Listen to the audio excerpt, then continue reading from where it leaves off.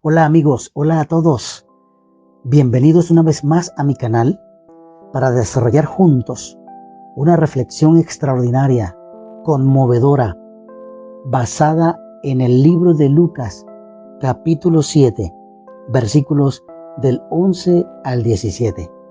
A la letra dice: Aconteció después que él iba a la ciudad que se llama Naín, e iban con él muchos de sus discípulos y una gran multitud. Y cuando llegó cerca de la puerta de la ciudad, he aquí que llevaban a enterrar a un difunto, hijo único de su madre, la cual era viuda, y había con ella mucha gente de la ciudad. Y cuando el Señor la vio, se compadeció de ella y le dijo: no llores.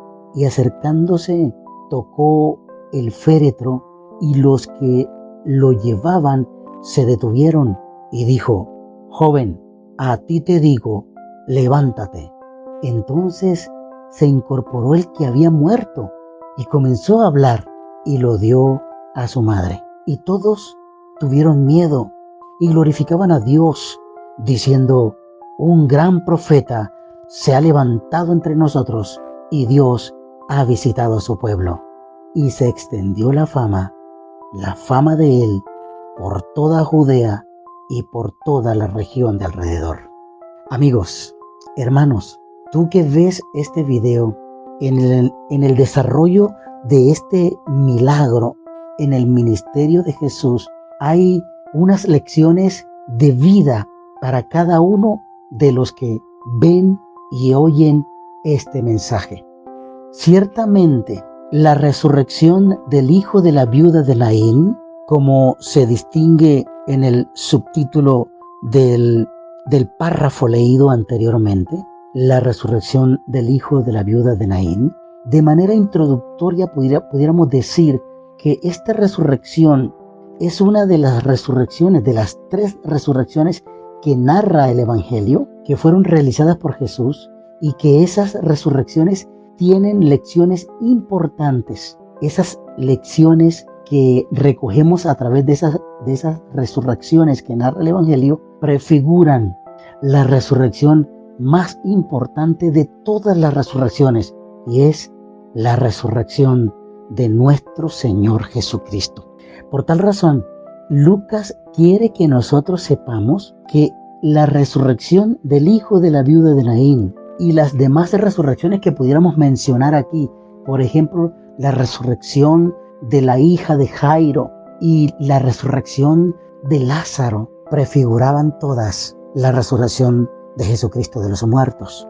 Así que esto corrobora las palabras que Jesús una vez dijo en Juan 14, versículo 6, cuando dijo: yo soy el camino, la verdad y la vida. Esto significa que Jesús era la verdad. La verdad era la verdad de todo ser que vive en esta tierra, de todos los que aceptamos que Jesucristo es Salvador, que Jesucristo es Rey, que Jesucristo vive por los siglos de los siglos. Así que no solamente Juan 14:6 habla que Jesús es la vida, sino que en el contexto de la resurrección de Lázaro en Betania, Jesús, en el Evangelio de Juan, capítulo 11, versículo 25, Jesús dijo: yo soy la resurrección y la vida. El que cree en mí, aunque esté muerto, vivirá. Y yéndonos un poquito más adelante, Primera de Tesalonicenses, capítulo 4, versículo 13, el apóstol Pablo dijo que los muertos en Cristo resucitarían primero. ¿Acaso no es importante eso? Vayamos entonces a detallar un poco el por qué Jesús resucitó a este joven, que puede representarnos a todos nosotros, que o estamos muertos espiritualmente o hemos estado en un letargo espiritual de tal manera que nos parezcamos a un muerto. La pregunta para responder en este momento es: ¿cómo estamos nosotros hoy? ¿Estamos vivos y palpitando para el reino de Dios? ¿O yacemos muertos y fríos en ausencia del fervor hacia las cosas de Dios? Veamos entonces lo que el Evangelio de Lucas nos quiere decir. La primera lección que encontramos aquí en el Evangelio de Lucas es que la ciudad se llamaba Naín. Naín significa pueblo placentero. Y aunque Naín era un pueblo placentero, había una realidad que no se escapa en todas las realidades de los pueblos y las ciudades en el mundo hoy. La realidad era que la muerte estaba presente. En Naín, aunque era un pueblo placentero, la muerte era una realidad. También podemos decir que aunque vivamos en este mundo, aunque vivamos en un pueblo o una ciudad agradable, hermosa, o un pueblo agradable y hermoso, no se descarta la muerte, porque la muerte es una realidad. Eso es lo que quiere decirnos en estos primeros versículos el Evangelio de Lucas, en el capítulo 7. También otra de las lecciones a destacar es que Lucas muestra dos grupos que se encuentran, dos grupos en direcciones opuestas. El primer grupo sigue a la vida, es decir, sigue a Jesús. El otro grupo sigue a la muerte, es decir, el grupo que llevaba el féretro a enterrarlo. Esos dos grupos están figurados ahí, están representados ahí en Lucas capítulo 7, versículo 12. Aunque la última línea del versículo 11 nos dice que una gran multitud de discípulos y una gran multitud seguía a Jesús. Pero el versículo 12 dice que una gran multitud o mucha gente de la ciudad seguía al muerto. La pregunta para nosotros es, ¿en cuál de esos grupos estamos? ¿Estamos siguiendo a Jesús o estamos siguiendo a un muerto? La respuesta la tienes tú. Y si quieres, colócame abajo en la cajita de mensajes, colócame allí a quién sigues tú. ¿Estás siguiendo a un muerto o estás siguiendo a Jesús? Anótalo allí para yo leer y responder los mensajes que tú me dejarás allí en la cajita de mensajería. ¿A quién sigues? ¿A un vivo o a un muerto? ¿Estamos siguiendo a Jesús realmente o estamos en pos de la idolatría siguiendo muertos? Avanzamos entonces en la aplicación de este mensaje y nos damos cuenta que el muerto lo llevaban iban saliendo por la puerta de la ciudad para llevarlo al cementerio, para enterrarlo. Y hay mucha gente que va en pos de los muertos. Hay mucha gente que va en pos de cosas irreales, de desesperanzas, de sueños rotos, de vida destrozada. Y van rumbo al cementerio, a la muerte. Pero Jesús en esta hora quiere que tú lo sigas a Él, que lo sigas porque Él es la resurrección y la vida. Y el que crea en Él, aunque esté muerto, vivirá. Así que, ¿a quién sigues? ¿A quién estás siguiendo?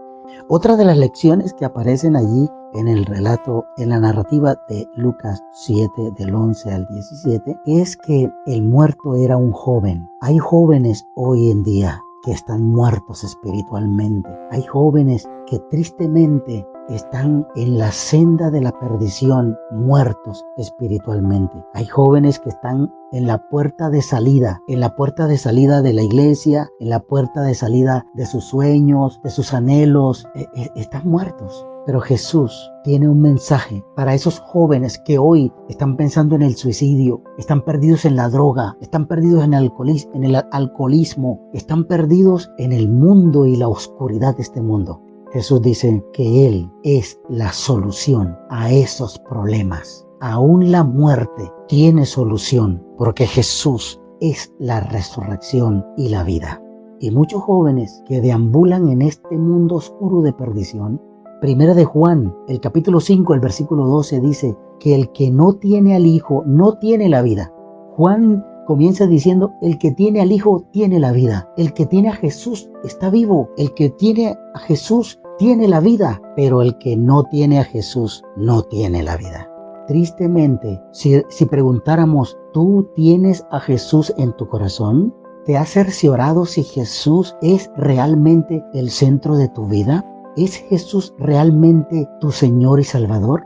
Quien así responda positivo, podríamos decir que tiene la vida. Pero Juan tristemente dice, Primera de Juan capítulo 5, versículo 12 dice, y el que no tiene al Hijo, el que no tiene el Hijo de Dios, no tiene la vida. Quiere decir que los que no tienen a Cristo en su corazón están muertos espiritualmente. Querido joven que me escuchas, decídete por Jesús para que puedas tener vida y vida eterna. Otra de las lecciones que aparecen en el relato de Lucas, capítulo 7, versículos del 11 al 17, es que ese joven era el hijo único de la viuda, de esta mujer que ahora quedaba sola y tristemente sola. En esta lección pudiéramos decir que si este joven era hijo único, Dios te dice en este momento que tú eres único para Él. Tú eres su hijo único para Dios. Tú eres hijo de Dios. A ver, los que se declaren como hijos de Dios, anótenme allí en el chat, anótenme, yo soy hijo de Dios. Si eres un hijo de Dios, eres hijo único del Señor, hijo único del Padre Eterno. Entonces hay que celebrar eso.